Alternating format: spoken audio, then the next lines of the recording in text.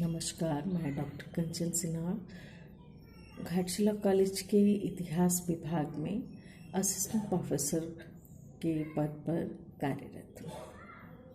तो आज मैं यूजी सेमेस्टर 5 के बच्चों के लिए इलेक्टिव कोर्स DSC 2 के अंतर्गत स्वामी दयानंद सरस्वती और आर्य समाज के बारे में बताऊंगी। तो यद्यपि ब्रह्म समाज ने धर्म एवं समाज सुधार के लिए महत्वपूर्ण कार्य किए थे, तथापि ब्रह्म समाज का जो आंदोलन था वो केवल रक्षात्मक था। उसने ईसाई धर्म और पश्चिमी संस्कृति से प्रभावित होकर हिंदू धर्म की समाज की कुरीतियों को दूर करने का प्रयत्न किया था। अतः उसी समय हिंदू धर्म के समाज के को अपने समर्थन और साहसी समर्थक की आवश्यकता थी और इस आवश्यकता की पूर्ति दयानंद सरस्वती ने की थी। 1824 ईस्वी में गुजरात के काठियावाड़ के मोरवी रियासत के टंकारा नामक एक छोटे से शहर में ब्राह्मण अंबा शंकर के घर में मूल शंकर का जन्म हुआ था, जो आगे चलकर दयानंद के नाम से प्रख्यात हुए थे। तो उनकी प्रारंभिक शिक्षा शुरू जो थी वो धार्मिक ही थी, यानी शुरू से ही धार्मिक शिक्षा उनको दी जा रही थी और 14 वर्ष की उम्र तक इन्होंने वेद का ज्ञान जो है वो अच्छी तरह से प्राप्त कर चुका था। तो ये जो है धार्मिक प्रवृत्ति से ओतप्रोत थे और एक बार की घटना है कि उनके पिता शिवरात्रि के दिन मंदिर में उनको लेकर के गए और मंदिर में जागरण भजन कीर्तन चल रहा था। उसी दौरान इन्होंने देखा कि शिवलिंग पर एक छोटे से चूहे कूद फांद कर रहा है, उतर रहा है, चढ़ रहा है। तो इनके मन में ये लगा कि ये इतने बड़े जो शिव जी हैं, ये शिव जी एक छोटे से चूहा से अपनी रक्षा नहीं कर पा रहे हैं। और ये बात उन्होंने अपने पिता से वहीं पर पूछा और उनके पिता सही ढंग से अब उस बात को समझा नहीं पाए। वे फिर उसी समय घर उनको ले आए, लेकिन ये बात उनके मन में खलती रही और इसी समय से इनको धर्म के प्रति जो है एक अजीब सा चिंता होने लगा, एक अजीब सा सोच उनका इस ओर होने लगा। और 1845 ईस्वी में वे जो है उनके जीवन में थोड़ा परिवर्तन उनका आया इस चूहे की घटना से। तो 1845 ईस्वी में घर छोड़कर वे चले गए और 1845 से 1869 यानी 1869 तक वे अनेक साधु सन्यासियों से मिले और स्वामी परमानंद के वे शिष्य बन गए। उन्होंने मूल शंकर को दयानंद सरस्वती का नाम रख दिया। तो चूंकि वो सरस्वती संप्रदाय के थे परमानंद, तो इसलिए मूल शंकर को दयानंद सरस्वती नाम से पुकारने लगे या उनका नाम उन्होंने रख दिया। तो गुरु से दीक्षित होने के बाद दयानंद 8 वर्षों तक हिमालय, सिंध, सतपुड़ा और गंगा यमुना नदियों के किनारे इधर उधर घूमते रहे और 1860 ईस्वी में मथुरा के एक अंधे ब्राह्मण के संपर्क में वो आए और 2.5 वर्ष तक उनके साथ उन्होंने समय बिताया और उनके शिष्य भी वे बने रहे। और इस दौरान वो जो मथुरा के जो अंधे एक ब्राह्मण थे, उनका नाम था विरजानंद और वो बहुत ही ज्ञानी थे। वे पाणिनि के व्याकरण के कुशल ज्ञाता थे और अनेक धार्मिक ग्रंथों का यहाँ उन्होंने अध्ययन किया। पतंजलि के महाभाष्य ये सब को भी उन्होंने जाना और जब वे जाने लगे तो विदा होते समय उन विरजानंद ने दयानंद को एक उपदेश दिया और उन्होंने कहा कि लोगों को वेदांत की शिक्षा की देकर उनके अंधकार को दूर करो। तो 1866 ईस्वी में 1866 ईस्वी में उनमें एक और फिर परिवर्तन आया और वे शिव को फिर से ईश्वर का रूप मानने लगे। वे संस्कृत के अच्छे जानकार थे और प्रभावशाली वे वक्ता भी थे, लेकिन 1872 ईस्वी में वे कलकत्ता गए और वहाँ ब्रह्म समाज के नेता केशव चंद्र सेन से उनकी मुलाकात हुई। यहाँ एक और परिवर्तन आया उनमें, ये संस्कृत के जगह पर अब ये हिंदी में अपने वक्तव्य को देने लगे और जिससे कि वे और भी लोगों में लोकप्रिय हुए। 1874 ईस्वी में 1874 ईस्वी में उन्होंने सत्यार्थ प्रकाश की रचना की और इस सत्यार्थ प्रकाश में आर्य समाज के सिद्धांतों का वर्णन था। 1874 ईस्वी में वो मुंबई गए और वहाँ वे प्रार्थना समाज के संपर्क में आए और ब्रह्म समाज तथा प्रार्थना समाज के संपर्क में आकर उनसे प्रभावित होकर वे 1875 ईस्वी में आर्य समाज की स्थापना की। 1877 ईस्वी में इन्होंने लाहौर और लुधियाना में जाकर वहाँ भी आर्य समाज का पुनर्गठन इन्होंने किया।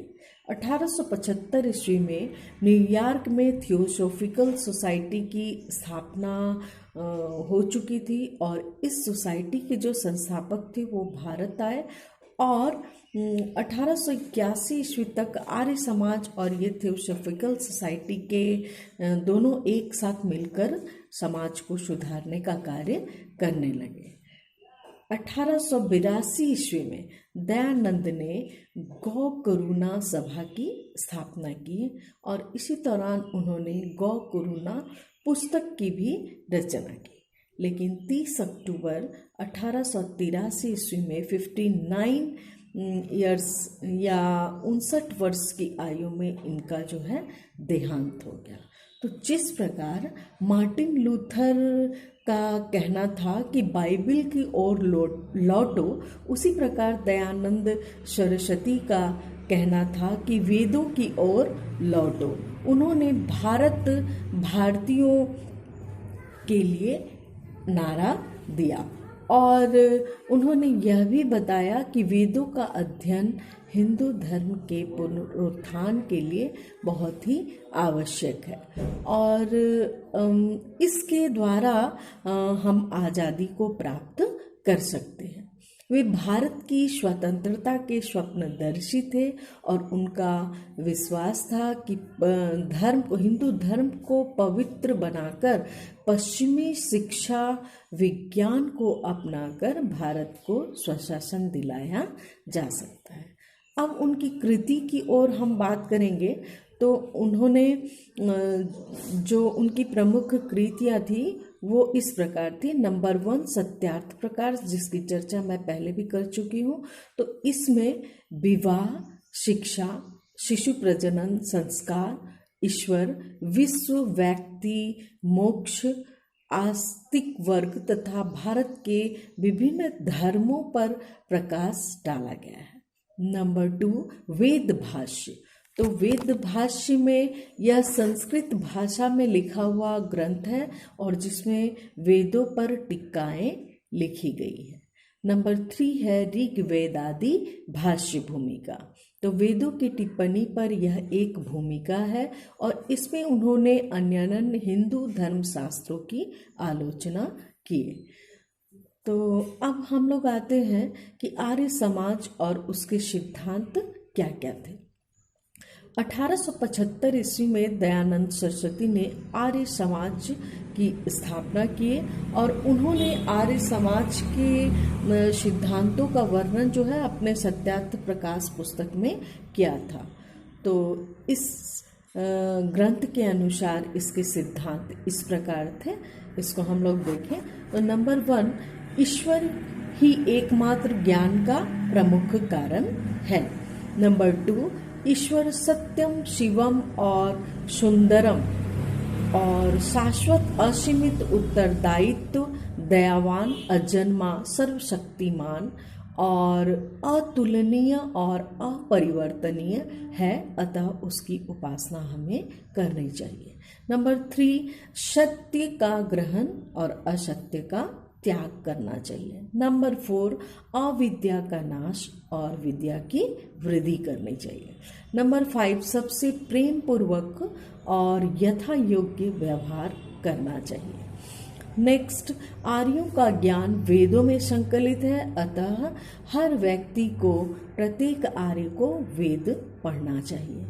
नेक्स्ट है, सबको शारीरिक, आत्मिक और सामाजिक उन्नति की ओर प्रयत्नशील होना चाहिए। नेक्स्ट है, सबको अपनी उन्नति से संतुष्ट ना होकर पूरे विश्व की या सबकी उन्नति को अपनी उन्नति समझना चाहिए। नेक्स्ट, सार्वजनिक कल्याणार्थ के विरुद्ध कोई भी काम नहीं करना चाहिए। नेक्स्ट, अज्ञान के अंधकार को दूर कर ज्ञान का प्रकाश चारों ओर फैलाना चाहिए।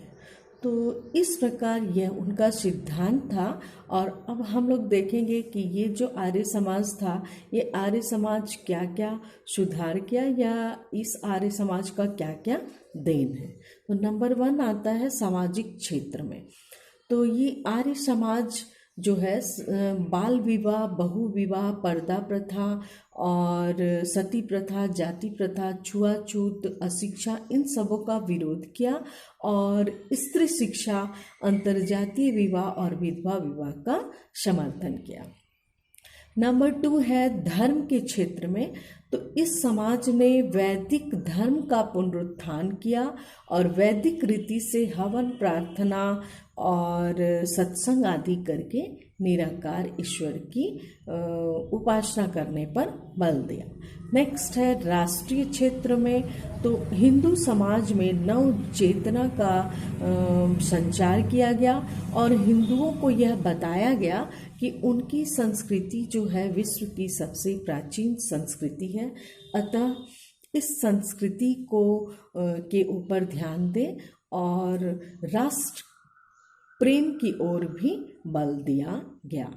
और यहाँ हम एक बात देखते हैं कि नमस्ते शब्द जो है ये आर्य समाज के द्वारा ही दिया गया और ये जो पूरे विश्व में इसका हम लोग अभी तक प्रयोग करते हैं। नेक्स्ट है साहित्यिक क्षेत्र में। तो साहित्यिक क्षेत्र में आर्य समाज के द्वारा हिंदी में पुस्तक बहुत सारे लिखकर हिंदी भाषा को समृद्ध बनाया गया। संस्कृत में बहुत सारे संस्कृत भाषा को महत्व दिया गया। नारी शिक्षा के प्रबल समर्थक ये लोग थे और नारी शिक्षा की ओर भी ये लोग ध्यान दिए। और इन्हीं के इसी दल के एक नेता थे हंसराज, जिन्होंने पूरे भारत में डीएवी स्कूल की स्थापना की, जो हम आज भी उसको हम लोग देखते हैं। तो इस प्रकार हम यह देखते हैं या इस प्रकार यह स्पष्ट है कि आर्य समाज ने भारत को सामाजिक, धार्मिक, राष्ट्रीय और शैक्षणिक क्षेत्र में महत्वपूर्ण योगदान दिया। और इसी कारण जबकि ब्रह्म समाज जो है वो आंदोलन प्रायः समाप्त हो गया था, और लेकिन ये आर्य समाज जो है, ये आर्य समाज के द्वारा हमारे समाज के छोटे से छोटे और निम्न से निम्न वर्ग तक उनकी पहुंच आई और आर्य समाज अभी तक हमारे समाज में विद्यमान है। Thank you.